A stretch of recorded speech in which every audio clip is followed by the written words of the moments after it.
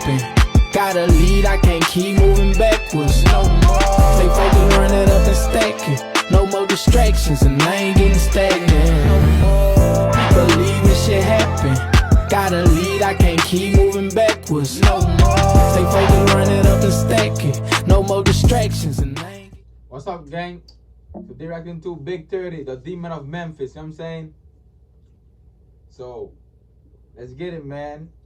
See what's going on with Big 30, you know what I'm saying?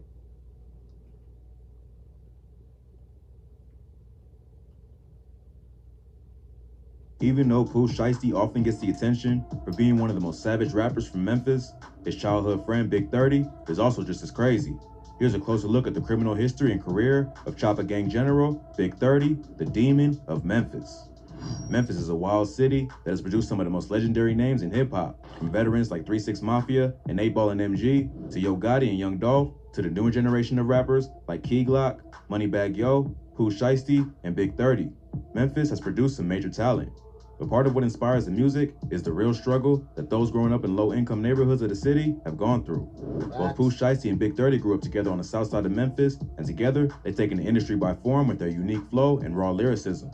But before breaking into the music industry, Shiesty and Big 30 were running the streets of Memphis by leading the Chopper Gang, a local crew they created. From an early age, Big 30 was a menace.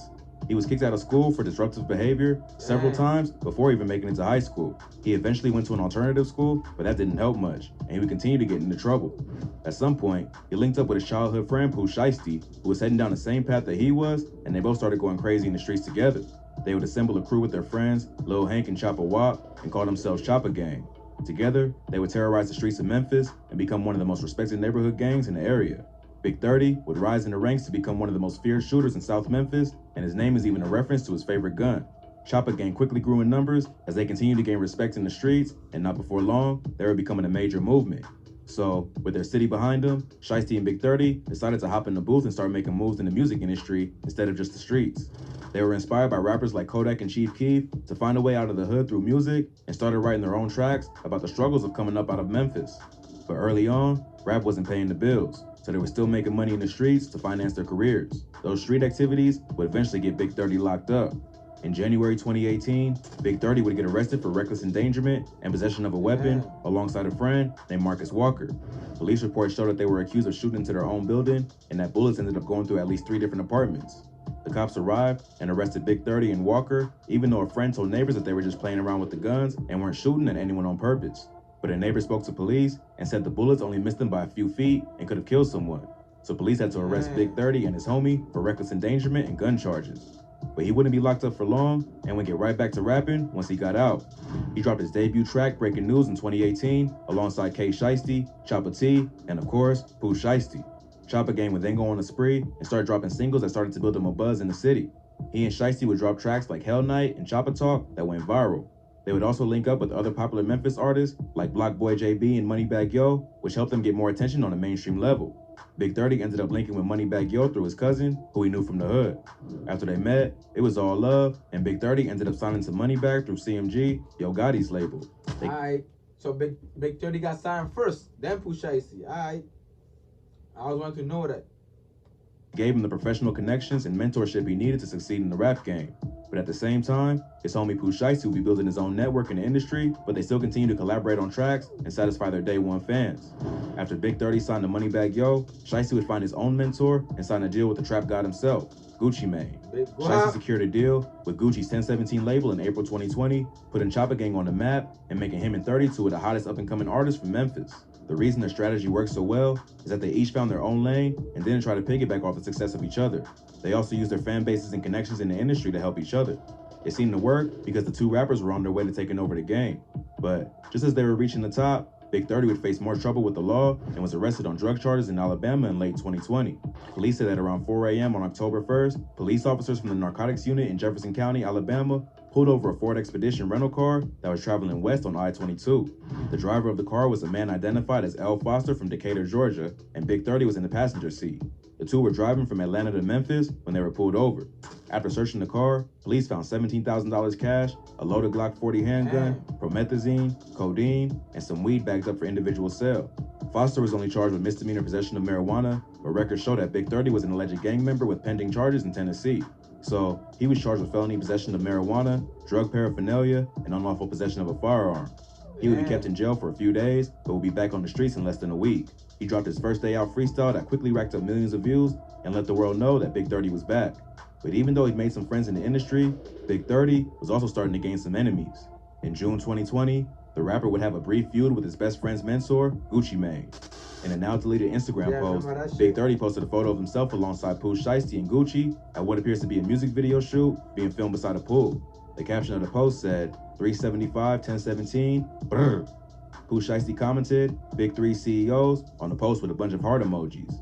But Gucci didn't have the same energy and commented, Cat, stop posting me, dude. We met once. This comment must have been pretty devastating to Big 30, who probably grew up idolizing Gucci, just like most street artists of his generation. Big 30 would respond with a cryptic message on social media that showed him flexing with a huge wad of cash alongside the caption, what type of get mad because a can't sign to him? You lame as hell, boy. Although he didn't mention Gucci by name, it seems likely that's exactly who he was talking about. Big 30 was already signed to Moneybagg Yo when Pooh secured his deal with 1017. It seems like Gucci wanted to sign them both, but Big 30 wasn't trying to get out of his contract, and Gucci got upset about it. It does make sense, because it seems like Gucci and Big 30 were cool in the past. And suddenly, Gucci starts acting like Big 30 is nothing but a crazy fan. But the drama wouldn't last long, and Gucci would end up squashing the beef, posting a photo to his own Instagram of the rapper with the caption, I fucks with Big 30 CEO, I still want to sign him. So, it seemed like for a second, the old Gucci got out and he decided that anyone who wasn't with him was against him. But then he cooled down and remembered that he's a changed man and decided to kill the drama before it became a serious beef. He and 30 would later collaborate on the track, Shit Crazy, proving that they were still cool despite all the drama. Then, in November 2020, Gucci Mane and Young Jeezy did a legendary versus rap battle where they went head-to-head for the first time since... See, I remember that shit, man. Man, Gucci disrespected that nigga, man. Disrespected the hell out of that nigga. They first started beefing in the mid-2000s. Even though they mostly kept it cool and it never resorted to violence, there were some disrespectful things said. At one point, Gucci even disrespected one of Jeezy's dead homies, Pookie Loc. Pookie Loc was one of the dudes that Jeezy sent to kill Gucci back in 2005 when they first started beefing. Gucci ended up firing back, killing Pookie Loc, and burying his body behind a local middle school. Gucci was arrested for the murder, but later beat the charge in self-defense. So on the night of the versus rap battle, Gucci brought up the old beef and told Jeezy that we smoking on Pookie Loc tonight. Smoking on Pookie Loc tonight. I tell you what, this how we gonna do this. Send some more, I'ma send them the same way. In a box back to you. Are you doing Free kill. Free kill. I tell you what though. Pookie Loc's son ended up responding with a video where he took shots at Gucci and anyone associated with 1017, including Big 30. Death threat, talking about y'all dissing y'all that, man. All that. Jesus, Gucci, man. Who rocking with them? Bitch on Stag game, in this up. In this up. He went as far as saying he'd snatch Big 30's chain and rob him at his next show. On Stag game, CTE, 1017. Hey, matter of fact, catch me at Big 30 tonight. I'm snatching him out of stage, myself personally. Hey, you talking about? Snatch him out of stage, myself personally. It's not clear exactly why Pookie Loc's son went so hard on Big 30 because Pooh Shiesty is the one who actually signed the 1017. But for whatever reason, Big 30 responded with a post on his Instagram story showing the video with the caption, I promise I'ma answer your prayers. You ain't gonna miss daddy no more. But Pookie Loc's son... Damn. That's a hard one. I promise I'm gonna answer your prayers. You ain't gonna miss daddy no more. With the caption, I promise I'm gonna answer your prayers. You ain't gonna miss daddy no more. But Pookie Loc's son wasn't the only one who wanted to smoke with Big 30. And around that same time, he would start beefing with another Memphis rapper named Finesse 2X. Chopper Gang had been beefing with Finesse 2X for a while. Apparently, Finesse and Shiesty had once been cool, but he says that Shiesty would do things that made him untrustworthy, like take something from him, but then help him look for it. They had been sending subtle disses back and forth at each other ever since. This eventually led to Big 30 to disrespect Finesse 2X's dead homie, Lil Marcus, in a song. He released a snippet of the song to Instagram, which featured the bar, I might go out like Tony, but won't go out like Lil Mark. Gotta walk around this like he got hurt playing football. 30 also posted something on his social media that made it seem like Finesse Gang Lil Marcus was hanging out with his ops, which was what led to the beef. Finesse 2X heard the snippet and wasn't feeling the disrespect. He had already had problems with Chopper Gang, but now it was serious. He posted a pic to his IG story, threatening the rapper and saying that when he catches him, he's gonna go for the kill shot. But before he could get his revenge on Big 30 and the Chopper Gang, Finesse 2X will be sentenced to 5 years in prison for a weapons charge that he caught back in 2017 after a shootout at a nightclub in Arkansas. 25-year-old Memphis-based rapper Ricky Hampton is in custody in connection to a nightclub shooting that left 28 people injured. So it looks like Big 30 got off easy with that one, although he wasn't ducking the smoke either. But despite all his wild behavior, Big 30 is one of the only founding members of Chopper Gang left on the streets. Pooh Shiesty is currently behind bars, facing charges in 2 different shootings in Florida, and is looking at potentially doing some serious time. New at 6, Lontrell Williams, also known as rapper Pooh Shiesty, will remain in jail for now. Williams was arrested for an incident at a South Florida gentleman's club where he's accused of shooting a security guard. Plus, just recently, Chopper Gang co-founder Lil Hank was arrested for attempted murder. According to news reports, Lil Hank allegedly shot up a red Infiniti, thinking it was one of These niggas out here wildin'. Shit. his ops, but it turned out to be the wrong person. The victim survived, but is now paralyzed, and Lil Hank is facing an attempted murder charge. At the time of the shooting, he was out on bond for another attempted murder, where he was caught on camera assaulting and carjacking a man who was cleaning the parking lot. So it's not looking great for Lil Hank's chances of freedom. But just because Big 30 is holding it down for the squad while the others are locked up, doesn't mean he's taking it easy. Just recently, Big 30 sent a diss at rap veteran Young Jeezy, clowning him for his versus battle. On July 16th, Big 30 dropped a track called Mister, where he dropped the bar, "Told me to my face. I couldn't believe it. No, I don't play one to the face. He must thought I was Jeezy." Big 30 goes as far as calling Jeezy out by name and claims he's soft for not doing anything to Gucci after he brought up Pookie Low. Pretty bold move to go after a respected veteran like Jeezy when you're still an up-and-coming talent.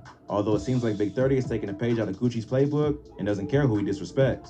If that wasn't bad enough, Big 30 would also take shots at another Memphis legend, Crunchy Black from 3 6 Mafia. Damn. In late July, Crunchy Black sat down for an interview with Dirty Glove Bastard, where he made some comments about Pooh Shiesty's case. During the interview, Crunchy Black starts talking about how wild it is that Shiesty just got in the game and he's already out here robbing people on camera, referencing the case from Bay Harbor Islands, where Shiesty and his crew were allegedly captured on camera, robbing and shooting 2 victims. The interviewer throws out the term, allegedly, and Crunchy Black responds by saying, "Alleged my ass. I'm just saying he did it. It was him. I ain't gonna act like it wasn't him." Pooh Shiesty, look at this. He just got in the game. He already jumping out the car robbing and shit. You get what I'm saying? Allegedly. Yeah, whatever. But that was that. We saw that, you know. Alleged my ass. But Pooh Shiesty, that's my young, you know what I'm saying? I'm just saying, he did it. It was him, you know. Crunchy Black was just trying to keep it real. But because it's an open case, it's not a good look for other rappers to be saying that he did it. The clip went viral and caught the attention of Big 30, who clearly wasn't feeling the disrespect of his homie. He posted a few comments on the video saying, "True definition of just talking. Lips just moving with no sound coming out. Conversation ain't got no meaning. Irrelevant as and what the like, cuz, is you on dope?" Even though Crunchy Black is a legend, Big 30 does have a reason to be mad. His bro is currently fighting for his freedom and doesn't need any negative media attention that could hurt his case. Even though they can't use Crunchy Black's comments as evidence, it's still more respectful to just keep your mouth shut on the topic. Plus, 30 just let it be known on the track Mister that he's not gonna take the disrespect of his homies lightly, even from a rap veteran. So, it seems like Big 30 is gonna be a problem in the industry as long as he can stay focused and avoid the street life. That raw, unfiltered energy is part of what makes Memphis such a hot city for rappers, but it can also lead to problems if it's not properly controlled. Hopefully, Big 30 learns from watching what his homies are going through and decides to choose the music over the streets. If you thought this video was crazy, be sure to check out our channel for more. From Memphis rap lyrics that actually happened to hidden sneak disses and rap lyrics, we cover the most insane stories that you need to hear. Well, that's all for today. Please smash that like button if you enjoyed this video. Comment below what you want to see next. Don't forget to subscribe to our channel and hit that notification bell so you never miss any.